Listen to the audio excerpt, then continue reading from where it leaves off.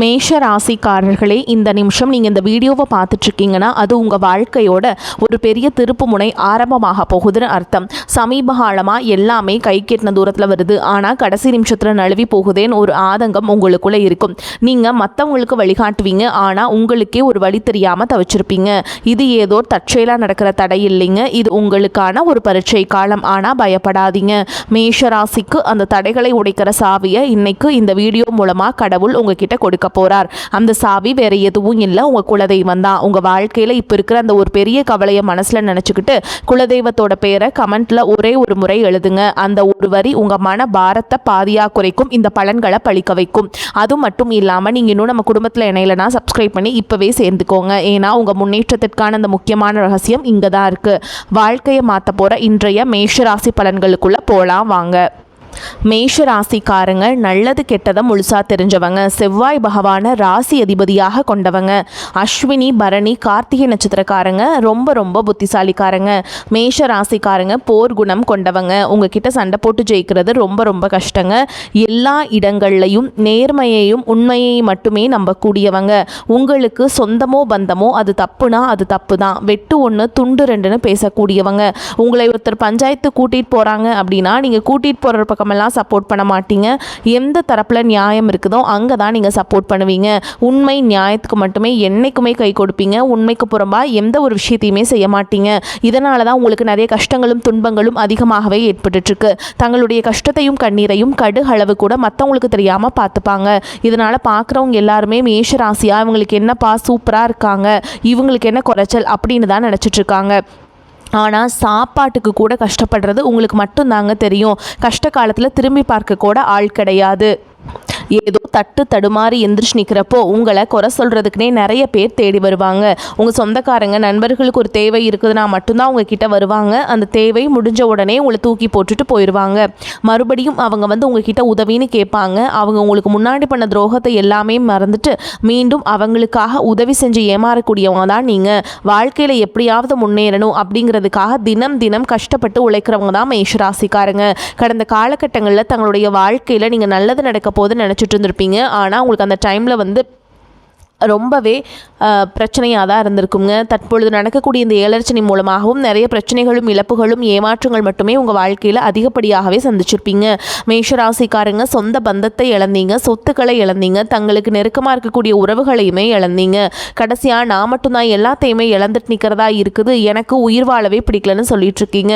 இதுக்கு மேலே என்னால் வாழவே முடியல சாமி, தயவு செஞ்சு என்னை வந்து உன் கூடையே கூட்டிகிட்டு போயிரு. நான் இவ்வளவு கஷ்டப்பட்டதுக்கப்புறம் எனக்கு வாழ்க்கையில் வாழணுங்கிற எண்ணம் சுத்தமாகவே போயிருச்சு.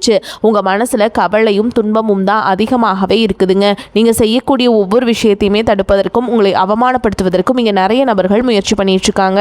இது எல்லாமே தெரிஞ்சமே கூட நீங்கள் என்னமோ பண்ணுங்க, எனக்கு என்ன வந்துச்சு அப்படின்னு தன்னுடைய வேலையில் மட்டும் என்னைக்குமே குறிக்கோளாக இருக்கவங்க தான் நீங்கள். ஏன் எனக்கு மட்டும் ஏன் இவ்வளோ கஷ்டம் வருது, என்னோட வாழ்க்கையில் நான் யாருக்குமே கெடுதலையோ கஷ்டத்தையோ துன்பத்தையோ கொடுத்ததில்ல, எனக்கு மட்டும் ஏன் இந்த மாதிரி எல்லாமே நடக்குது அப்படின்னு தான் பெரும்பாலான நபர்கள் சொல்லிட்டு இருக்கீங்க. உங்களுக்கு பிரச்சனைங்கிறது வரும், அது கொஞ்ச நாள் இருக்கும், அதுக்கப்புறம் இந்த பிரச்சனை போயிடும். இந்த மாதிரி பிரச்சனை வரும் போகும் அப்படிங்கிற நிலைமையில தான் நிறைய நபர்கள் வாழ்ந்துட்டுருக்கீங்க. நீங்கள் என்னதான் பிரச்சனையை தவிர்த்தாலும் ஏதாவது ஒரு சூழலில் உங்களை நோக்கி பிரச்சனையும் கஷ்டமும் வந்துட்டாங்க இருக்குது. ஆனால் இனி வரக்கூடிய நாட்களில் உங்களுக்கு இன்பத்தையும் மகிழ்ச்சியை மட்டுமே தரக்கூடிய ஒரு காலகட்டமாகவே அமைஞ்சிருக்குது. இது நாள் வரைக்கும் நடந்த கெட்ட விஷயத்தை எல்லாமே விட்டுருங்க. இனி வரக்கூடிய நாட்களில் உங்களுக்கு எப்படிப்பட்ட நன்மைகள் நடக்க போகுது அப்படிங்கிறத பற்றி தான் இந்த பதிவில் நம்ம தெளிவாக பார்க்க போகிறோங்க. கடந்த நாட்களில் மிக மோசமான ஒரு நரக வாழ்க்கையில் வாழ்ந்தவங்க தான் மேஷராசிக்காரங்க. ஏன்னா அந்த டைமில் உங்களுக்கு வந்து ஏழரசனோட தாக்கம் அப்படிங்கிறது அதிகமாகவே இருந்தது. இதன் மூலமாக பார்த்திங்கன்னா நிறைய குடும்ப வாழ்க்கையிலையும் சரி தொழில் வாழ்க்கையிலையும் சரி நிறைய ஏதாவது ஒரு பிரச்சனையும் தினந்தோறும் நீங்கள் சந்திச்சுட்டு இருந்திருப்பீங்க. ஆனால் தற்பொழுது இனி வரக்கூடிய நாட்களில் உங்களுக்கு கண்டிப்பாக ஒரு மாற்றத்தை தரக்கூடிய ஒரு நாட்களாகவே பார்க்கப்படுது. இப்படி தான் சாமி சொல்கிறீங்க, ஆனால் ஜூன் மாதம் வந்துருச்சு, எங்கள் வாழ்க்கையில் எந்த ஒரு மாற்றமே வரல அப்படின்னு சொல்கிறீங்க. அப்படி இருக்கக்கூடிய உங்களுக்கு பார்த்திங்கன்னா 5 வருட கிரகங்களுடைய சேர்க்கை ஒன்றாக இருக்குதுங்க. இது வந்து பார்த்திங்கன்னா ஒரு மிகப்பெரிய ஒரு ராஜயோகத்தை கொண்டுள்ள ஒரு நாட்களாக வரக்கூடிய 6 மாதங்கள் அப்படிங்கிறது பார்க்கப்படுதுங்க. அந்த 6 மாதங்கள் அப்படிங்கிறது உங்கள் வாழ்க்கையில் நீங்கள் கடந்த காலகட்டங்களில் சனி பகவான் மூலமாக எதையெல்லாமே உங்கள் வாழ்க்கையில் இழந்துட்டு கஷ்டப்படுறீங்களோ அது அனைத்தும் திரும்ப பெறக்கூடிய ஒரு காலகட்டமாகவே பார்க்கப்படுதுங்க. கடந்த காலகட்டங்களில் 7 சனி மூலமாகவும் விரய சனி மூலமாகவும் நிறைய இழப்புகளை பண கஷ்டங்கள் அப்படிங்கிறது ரொம்ப அதிகமாகவே சந்திச்சிருந்திருப்பீங்க. இது அனைத்தும் இனி வரக்கூடிய நாட்களில் முழுவதுமாகவே நிவர்த்தி பண்ணக்கூடிய ஒரு காலகட்டமாகவே பார்க்கப்படுது. அதை தொடர்ந்து பார்த்திங்கன்னா உங்களுக்கு குருவுடைய பெயர்ச்சி நடந்திருக்குதுங்க. இத்தனை நாட்டில் குரு பகவான் பார்த்திங்கன்னா உங்களுடைய ராசியில் 5ஆம் இடத்துல இருந்ததுனால தான் பொருளாதாரத்தில் எந்த ஒரு முன்னேற்றமுமே இருந்திருக்காது. ஆனால் இப்போ குரு பகவான் 3ஆம் இடமான லக்னஸ்தானத்தை நோக்கி வர்றதுனால ஒட்டுமொத்த குரு பெயர்ச்சி பலன்களும் தற்பொழுது உங்களுக்கு முழுமையாக கிடைக்க போகுது. இதன் மூலமாக பொருளாதாரத்தோட மிகப்பெரிய ஒரு அசுர வளர்ச்சி அப்படிங்கிறது உங்களுக்கு காத்துக்கிட்டு இருக்குதுங்க.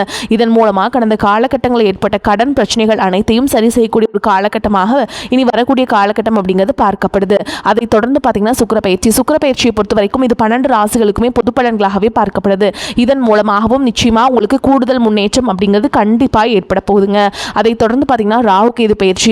ராகுகேது பயிற்சின்னு சொன்னாவே பார்த்தீங்கன்னா எல்லாருமே பயப்படுவாங்க. ஏன்னா கடந்த ராகுகேது காலகட்டம் அப்படிங்கிறது மிகவும் மோசமான ஒரு காலகட்டமாகவே உங்களுக்கு அமைஞ்சிருந்தது. அதே மாதிரி இந்த வாட்டியும் அமைஞ்சிருமா அப்படின்னு நிறைய பேர் கேட்பீங்க.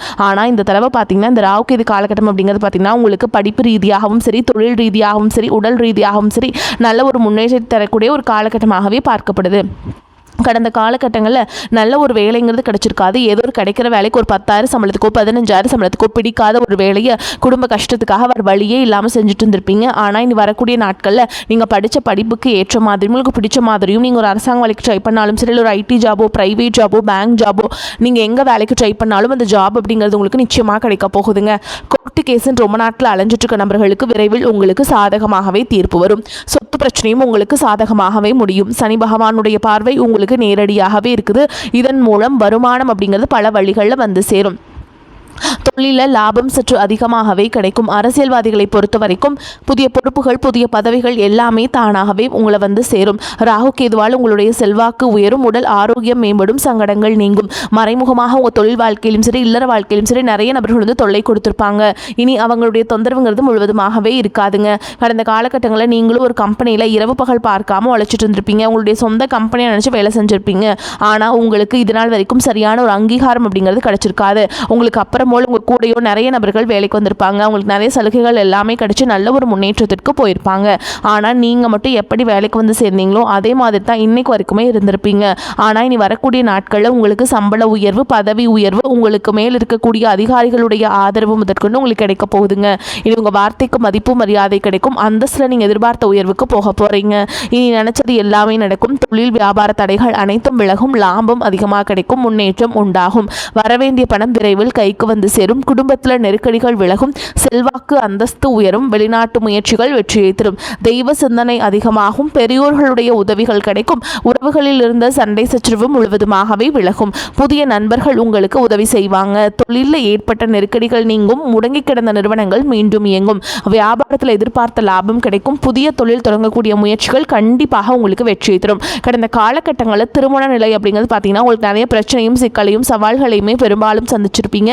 இதில் குறிப்பாக பார்த்தீங்கன்னா பெண்களுக்கு ஏதாவது ஒரு வகையில் திருமணம் அப்படிங்கிறது எளிமையாக அடைஞ்சிருதுங்க.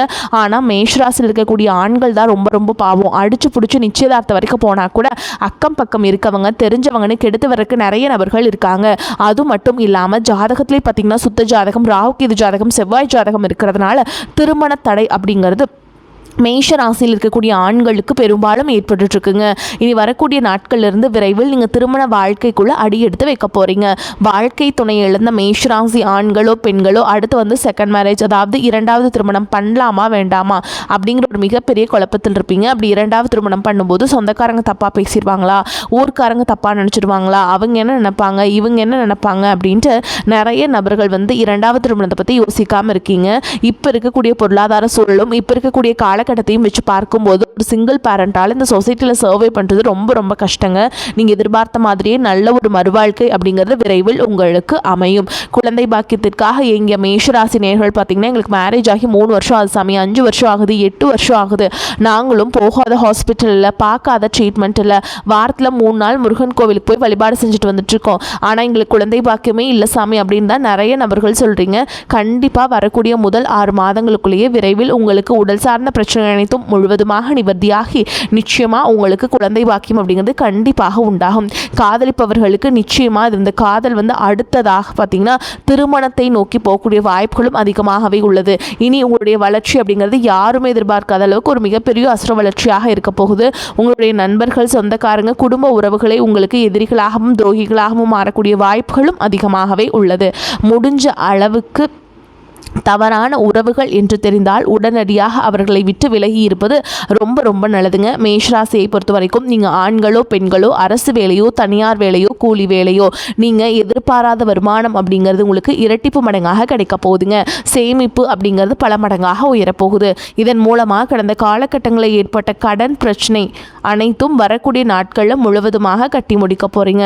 பொருளாதாரத்தில் ஒரு மிகப்பெரிய ஒரு நல்ல மாற்றம் அப்படிங்கிறது ஏற்பட போகுது.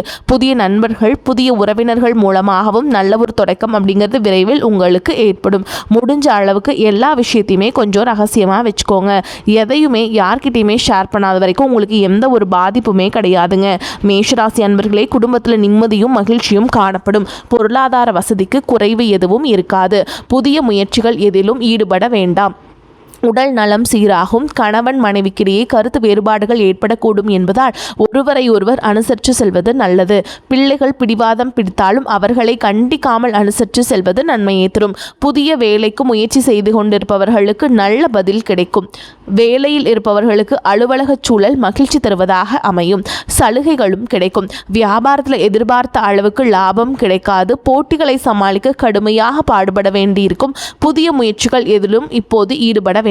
குடும்பத்தை நிர்வகிக்கும் பெண்களுக்கு மிகவும் மகிழ்ச்சியான காலகட்டம். அலுவலகத்துக்கு செல்லும் பெண்களுக்கு பதவி உயர்வும் ஊதிய உயர்வும் கிடைக்கிறதுக்கு வாய்ப்பு இருக்குதுங்க. எதிர்பார்த்த பண வரத்து சேரும். கொடுத்த வாக்குறுதிகளை நீங்கள் காப்பாற்ற முடியும். மற்றவர்களுக்கு உங்கள் மீது இருந்த கோபம் குறையும். தொழில் வியாபாரம் முன்னேற்றம் காணப்படும். வாடிக்கையாளர்களிடம் அனுசரித்து செல்வது நல்லது. உத்தியோகத்தில் இருப்பவர்களால் அவசரப்படாமல் நிதானமாக பணிகளை கவனிப்பது நல்லது. குடும்பத்தில் இருந்த மன வருத்தங்கள் அகலும். பிள்ளைகள் முன்னேற்றத்திலிருந்த தடை தாமதம் நீங்கும்.